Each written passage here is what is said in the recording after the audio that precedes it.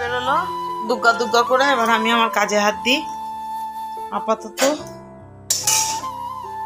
এগুলোকে সব ক্লিন করতে হবে।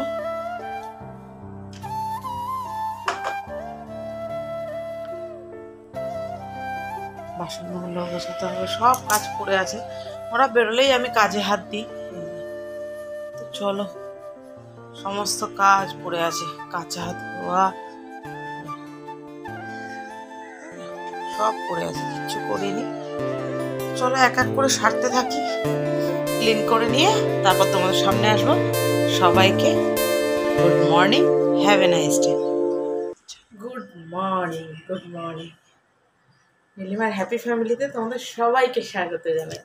ছোটদের অনেক ভালোবাসা, বড়দেরকে প্রণাম জানাই। নতুন একটা ব্লগ শুরু করে দিচ্ছ অনেক সকাল থেকে, তোমরা দেখতেই পেয়েছো। যতটা যা পেরেছি শেয়ার করেছি, কারণ এত ঠান্ডা, তো ঠান্ডাতে কাজ করে ক্যামেরা করতে না খুব কষ্ট হয়ে যায়, বুঝতে পারো। তোমরাও করো তো, তা আশা করি বুঝতে পারো। আর যারা ক্যামেরা করে না তাদেরকে বলবো একটা দিন করে দেখো কেমন লাগে। কাজটা দেখতে যত ইজি মনে হয় ততটা ইজি নয়। তো চলো, তোমাদেরকে দেখিয়েছিলাম কি কি কাজ বাকি ছিল, দিয়ে সেই কাজগুলো সারলাম। তোমাদের কাছে সামনে এলাম কিন্তু অনেকক্ষণ পর, খুব কম করে হলো 1.5 থেকে 2 ঘন্টা পর এলাম। সমস্ত কিছু ক্লিন করে নিয়েছি। আর সব থেকে বড় কথা হচ্ছে আজকে একটু কাজটা তাড়াতাড়ি করে নিয়েছি। একটু বেরোবার কথা আছে, দেখা যাক, যদি বেরোয় তাহলে তো শেয়ার করে, নাহলে তো কোনো প্রশ্ন নেই। এই যে কলটর একদম পুরো পরিষ্কার করে দিয়ে গেছি, সমস্ত কিছু হয়ে গেছে। গোপালের সেবা টেবা দেওয়া সব কমপ্লিট। এবার হচ্ছে আমার ছোট গোপালটাকে তুলতে হবে, মানে যেটা পিছনে শোয়া, ওটাকে তুলতে হবে, না হলে উঠবেও না, খাবেও না, কিচ্ছু করবে না। তো চলো, আর হচ্ছে আরও এক বড় গোপাল যে দোকানে গেছে তাকে আবার খাবার দিতে হবে। এই সবাইকে একদম দিয়ে তারপরে তো নিজেকে খেতে হবে, আর নিজেকেও খেতে হবে, কারণ নাহলে শরীরটা খারাপ খারাপ করছে। এই যা। তো চলো, দেখিয়ে দিলাম তোমাদেরকে কি করেছি, তোমাদেরকে দেখিয়েছিলাম। আর এখন ঘরটা দেখতেই পাচ্ছ, সমস্ত কিছু পরিষ্কার করে দিয়েছে একদম, ঠিক আছে। তো চলো, পরে আবার আসবো, কথা বলবো, কারণ জামা প্যান্টগুলো মেলে দিতে হবে, তো বাইরে প্রচণ্ড রোদ। এরপরে গেলে পরে আমি ধূপ করে পড়ে যাবো। টিফিন রুটি করে দিয়েছি রেডি, আর আমার জন্য 2 পিস রেখে দিয়েছি, এই যে 2 পিস। আর বাবার এখন ভাবছে দাঁত মাজবে কি মাজবে না। আর ওই দেখো আর একজন অত্যাচার চলছে, দেখো। ওকে আজকে আমি মার্ডার করে দেবো, মার্ডার, তোমাদেরকে সাক্ষী রেখে মার্ডার করবো। হ্যাঁ, সারা ঘর তোলপাড় করে দিচ্ছে। দেখো দেখো দেখো, মানে একটা সেকেন্ড স্থির নেই ও। আবার শুনছে। কি হয়েছে, কি হয়েছে? গলাটা না পচাত করে চিপে দেবো। চলো, দেখো বাইরে প্রচণ্ড রোদ।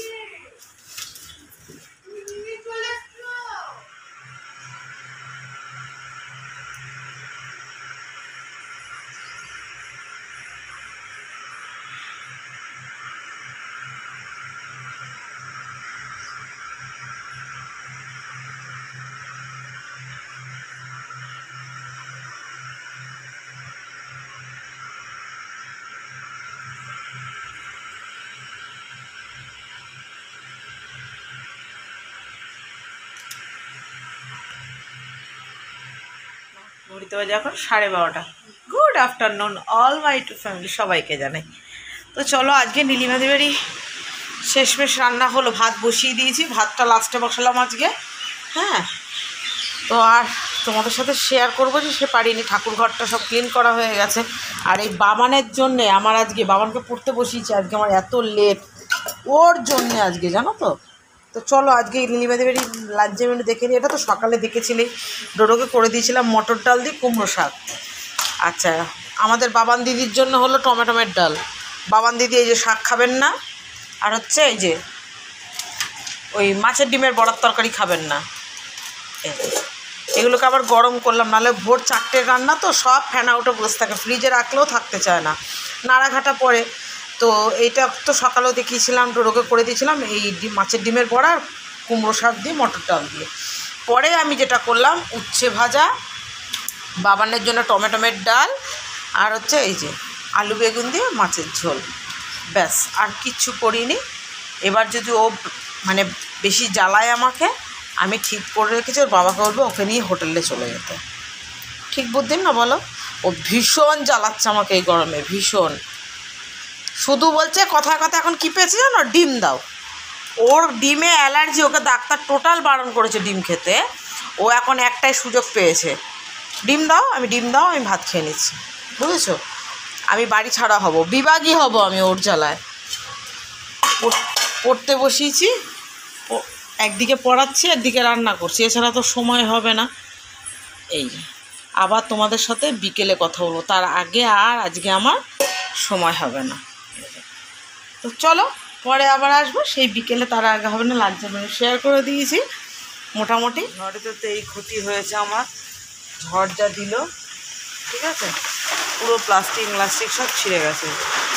ঠিক আছে, এটা তো হয়েছে, এ দেখো, তার মধ্যে কোথা দিয়ে একটা সাপ উড়ে এসে, এই দেখো, ওই দেখো, হ্যাঁ দেখো, এটা কিন্তু কালাচের বাচ্চা, জানো তো, খুব বিষাক্ত সাপ।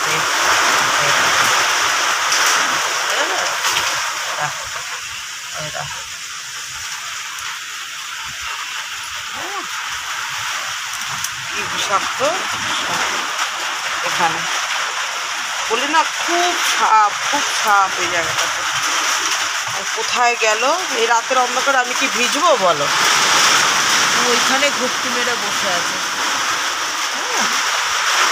এটা তুলে নি, নাহলে আবার এর মধ্যে ঢুকে বসে থাকবো।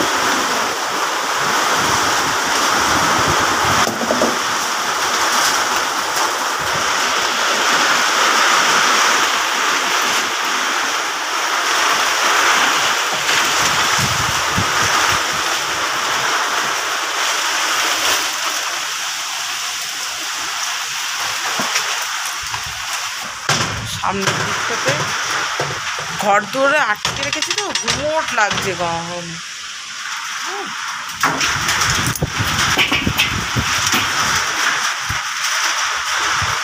এলোমেলো করে দিচ্ছে, কাজ শেষ করে উঠতে পারি না, কাজ বাড়ে। দেখো এই ঝড় হলো নামেই, এ দেখো সবে কাজ বাজ সেরে 5টার সময় ঢুকলাম ঘরে, দেখো। আর এই এত নোংরা, এতে শোয়া যায় বলো তো? এই দেখো, এখনো ঠাকুর ঘর ঝাঁপ দিতে হবে, মানে কাজের শেষে কার মুখ দেখে যে উঠেছি আমি, আমার সেই মুখটা শুধু মনে করতে ইচ্ছে করছে যে আমি কার মুখ দেখে উঠেছি। তোমাদেরকে দেখালাম ঝড়টার হয়েছে, সেখান দিয়ে পরিষ্কার করলাম, তোমাদের সামনেই দেখলে, ঝাড় দিলাম, সব করলাম। আচ্ছা বেশ ভালো। দিয়ে ডোডো এলো, খাওয়া দাওয়া করলো, ডোডো শুতে গেছে, দেখে বিড়ালে পটি করে দিয়েছে, সেই সব এই দেখো বিছানার চাদর সব তুললাম, আবার পাতলাম, তোমার এই যে ধুয়ে সব রেখে গেলাম। মানে এত এক্সট্রা কাজ আজকে আমার করতে হচ্ছে, মানে তিতা বিরক্তি লাগছে আমার আজকে। দিয়েই এখন আবার এই যে রুটি করলাম, আটা মেখে রুটি করলাম। এখন এই যে ডিম ভাজা হবে বাবানের জন্য, মানে বুঝতে পারছো, সেই কোন সকালে যে আমি উঠেছি, সেই যে আমি চাট দিই, আমার আর হাত দুটো বন্ধ হয় না, মানে একটা না একটা লেগেই আছে। ডোডোর ঘরে বিছানার চাদরটা আমি গত সপ্তাহে পাল্টালাম, আমার দরকারই নেই, কিন্তু এখন বিড়ালে কি কখন ঝেড়ে দিয়ে চলে এসছে, তাহলে চিন্তা করো, কি বলবো। মানে উটকো, তার মধ্যে ঝড় দিয়েছে, দেখতে পেলে প্লাস্টিক ছিঁড়ে সব একাকার হয়ে গেছে। সকালে যদি বৃষ্টি হয় তাহলে মানে আমি কাজও করতে পারবো না, কারণ তোমাদের দাদা ভাই বৃষ্টি হলে তার ওকে মই দিয়ে ওঠানো যাবে না, শুকনো না হলে ওঠাবো কি করে? সকালে তো শুনছি বৃষ্টি হবে, সে বৃষ্টি হোক ভালো, মাঝখানে আমার কাজটা বন্ধ থাকবে। এখনো খেয়ে উঠতে পারিনি। কটা বাজে গো? 10:30 বাজে। এদিকে আবার ভোরবেলা উঠতে হবে, ওরা অফিস যাবে, রান্না করতে হবে, তাহলে চিন্তা। 10:30 বাজে, এখনো আমার খাওয়া হয়নি। এখন খাবো, তারপরে ধরো ফ্রেশ হব, তারপরে তো শোয়া মিনিমাম ধরো 11টা 11:30। তাহলে একটা মানুষ আবার ভোরবেলা 5টা 4:30 5টার মধ্যে উঠে পড়তে হয়। তাহলে আমি কতটুকু রেস্ট পাই সারাদিনে? মানে বলছি না যত বলবো তত কম, এরকম। বললাম না সেই 11টা বাজবে, যে পাক্কা 11টা বাজে। শেষমেশ খাওয়া দাওয়া হলো, এবার একটু ঘুম দিই। হাত দুটো, ঘুম তো না ঠিক, হাত পা আর চোখ দুটোকে একটু রেস্ট করা, নাহলে তো রেস্ট হবে না। ভাগ্যিস রাত বলে কিছু ছিল, না হলে আমার হাত পা চোখ কোনোটারই একটু অবসর হতো না, তাই না?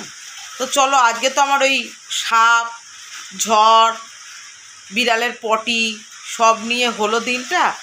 দেখতেই পেলে যতটা যা পারলাম, তারপরে তো সারাদিনে কাজকর্ম আছে, শেয়ার করলাম যতটা যা পারলাম, তোমাদের সাথে শেয়ার করলাম।